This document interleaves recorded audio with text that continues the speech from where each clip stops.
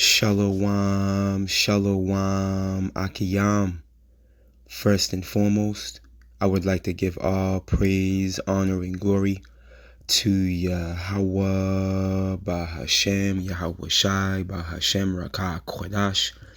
I would also like to give a double honors to the elders and apostles of Great Millstone, where I learned this 144% truth.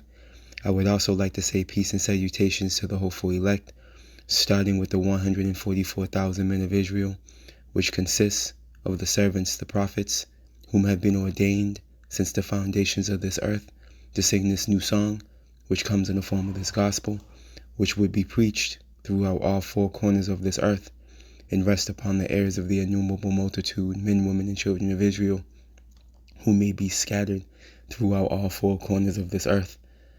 It's just Bayan back again through the spirit and power of Yahweh, Bahashem, Yahweh Shai.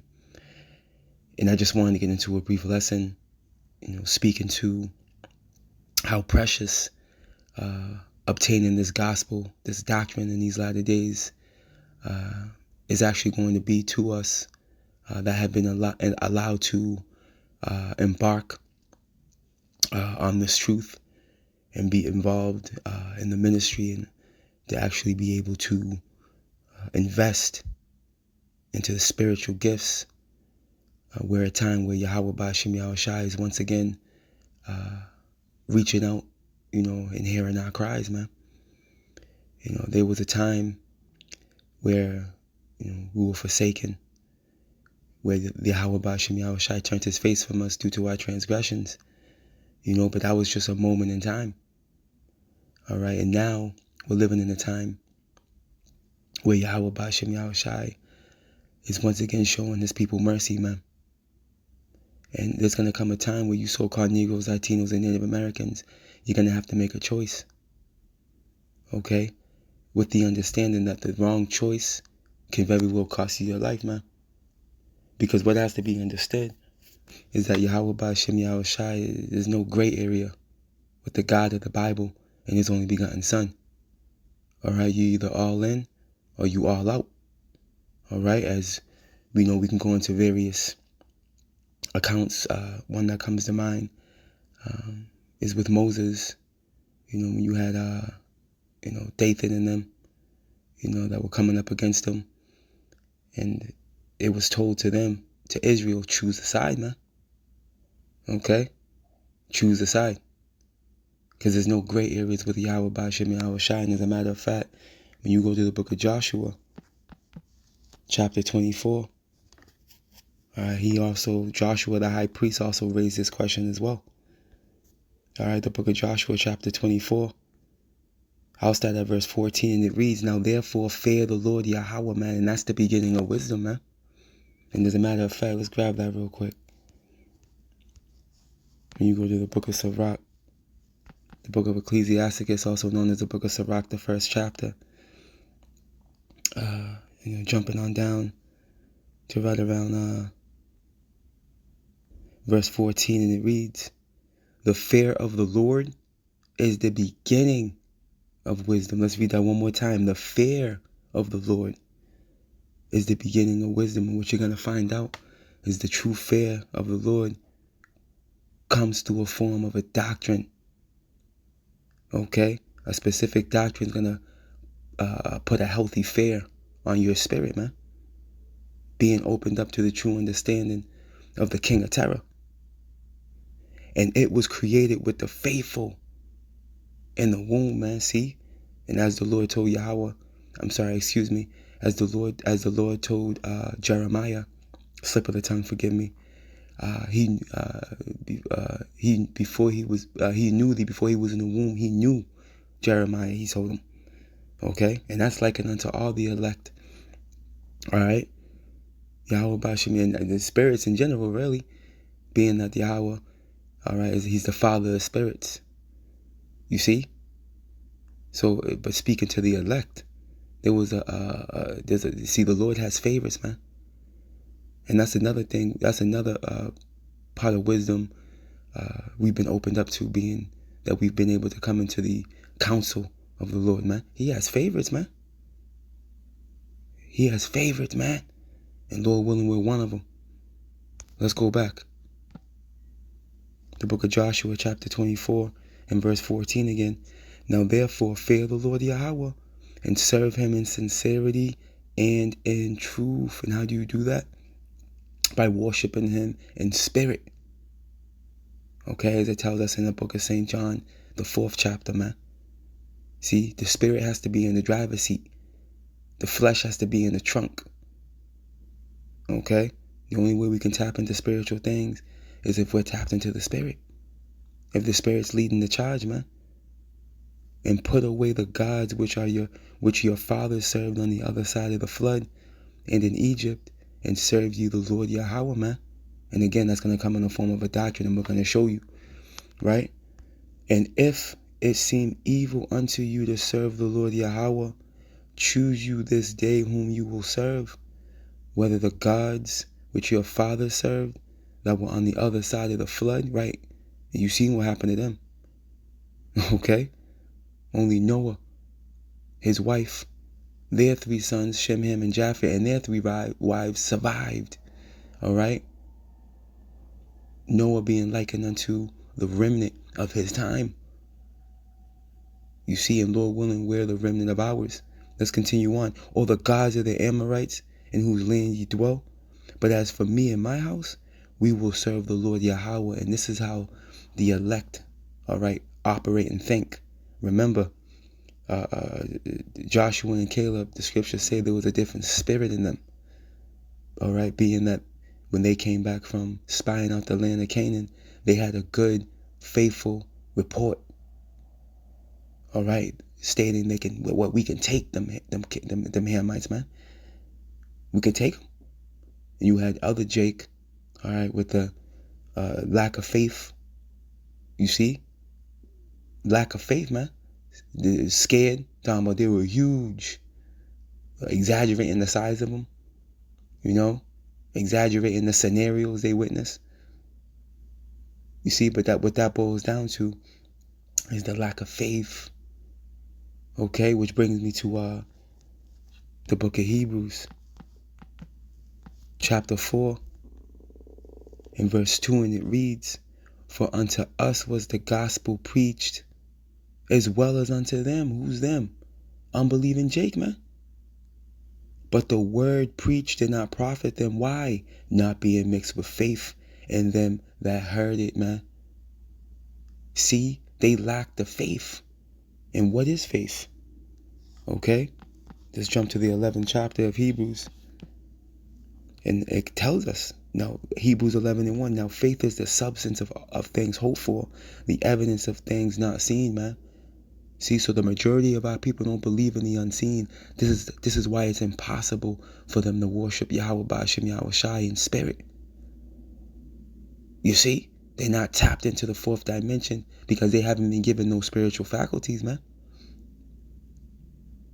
And showing you that it all evolves around what?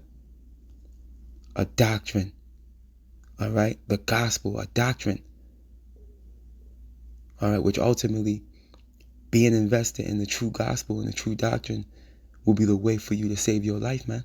Not that you're going to be able to save your own life, but it will grant you access to favor. And as a matter of fact, let's show you. Let's continue on.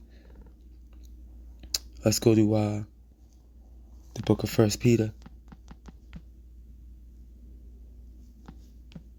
I'm sorry. Not 1 Peter, 1 Timothy. Chapter 4.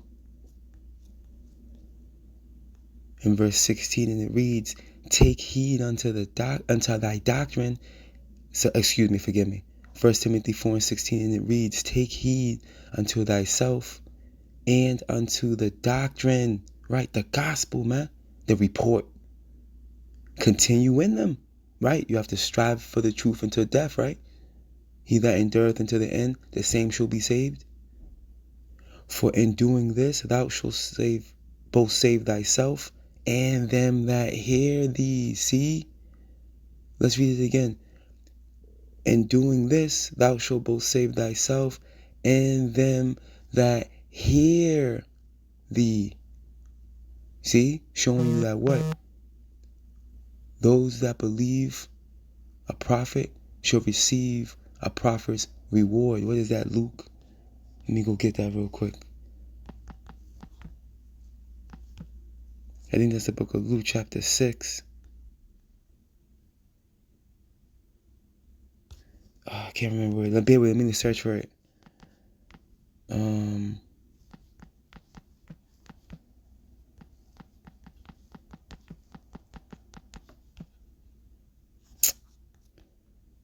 Oh, spelled it wrong. Bear with me. Forgive me.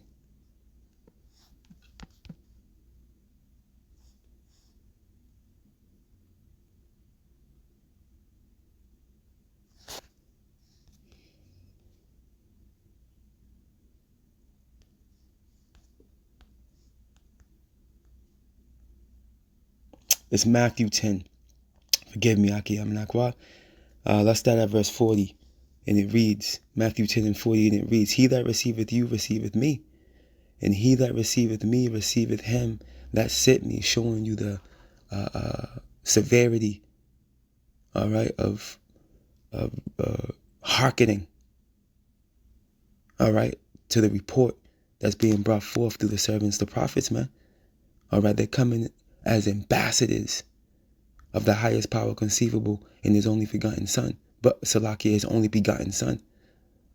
And let's not forget that this is red letter. So this is Yahweh Shai speaking. Okay? Matthew 10 and 41. He that receiveth a prophet in the name of a prophet shall receive a prophet's reward, man. And he that receiveth a righteous man in the name of a righteous man shall receive a righteous man reward. And how do you receive the prophet? By receiving the report. And let's show you. Yahweh Shai said what? Take heed therefore how you hear. Romans 8 and 18. Salakia, is it Romans 8? Let me see here. What is it? Luke 8. Luke 8 and 18, it reads, Take heed therefore how ye hear. You see, so there's a way you're supposed to hear, being that your ears is how you digest this word. You eat up this word through your ears, through hearing. This is why Yahweh Shai would often say, Blessed are your eyes that they see and your ears that they hear. You see, you have the saying in the world, you see. Do you see what I'm saying? Okay, for you to be able to see, all right, what somebody's saying, you would have to discern what they're saying. You would have to understand. Okay, so this is what the Lord's talking to. Take heed therefore how ye hear. Okay, you have to understand what you're hearing. You see? And we're going to show you that, right? Let's continue on. For whosoever hath, to him shall be given, and whosoever hath not, from him shall be taken even that which he seemeth to have, man. So going back to the talking point, in 1 Timothy chapter 4,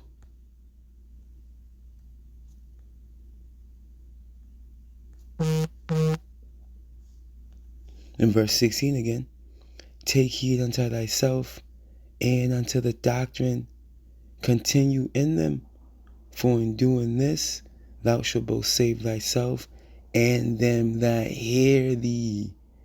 But the only ones that are going to hear the report, all right, being spoken by the servants, the prophets, will be the elect. All right? Blessed are your eyes that they see and your ears that they hear. Yahweh Shai told his disciples what? Let's go close out with this. The book of Matthew, chapter 13.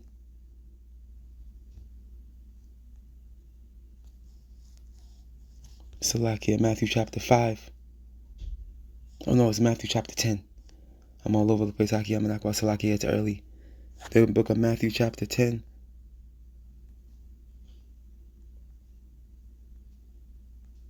We'll close out with this right here.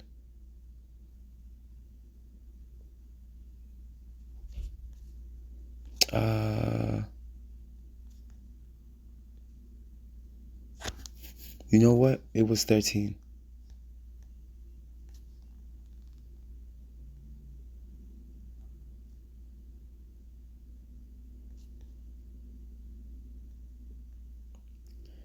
In verse 10, and it reads, Matthew 13 and 10, and it reads, and the disciples came and said unto him, Why speakest thou unto them in parables, man? Which a parable is an oracly interpretation of a thing. All right, it's something that has to be interpreted by someone that has a divine communication with the spirit, with the spiritual world, man. Okay, in this case, in righteousness, on the right hand side. Okay, that divine communication between the third dimension and the fourth. All right, which is going to come through a prophet. You see, look. And he answered and said unto them, because it is given unto you to know the mysteries, man, the secrets of the kingdom of heaven. But to them, it is not given. Count yourself blessed, Akiyam and Akwab, if you're dwelling in the courts of Yahweh Ba'ashem Yahweh Shai in these latter days. All right, this is going to be the lifeline. All right, the blueprint and the way for our salvation. All praise, honor, and glory to Yahweh Ba'ashem Yahweh Shai Ba'ashem Rakah Kwadash. Double honors to the elders and apostles of Great Millstone, where I learned this 144% truth. Lord willing, you Akiyam and Akwab were edified. Shalom.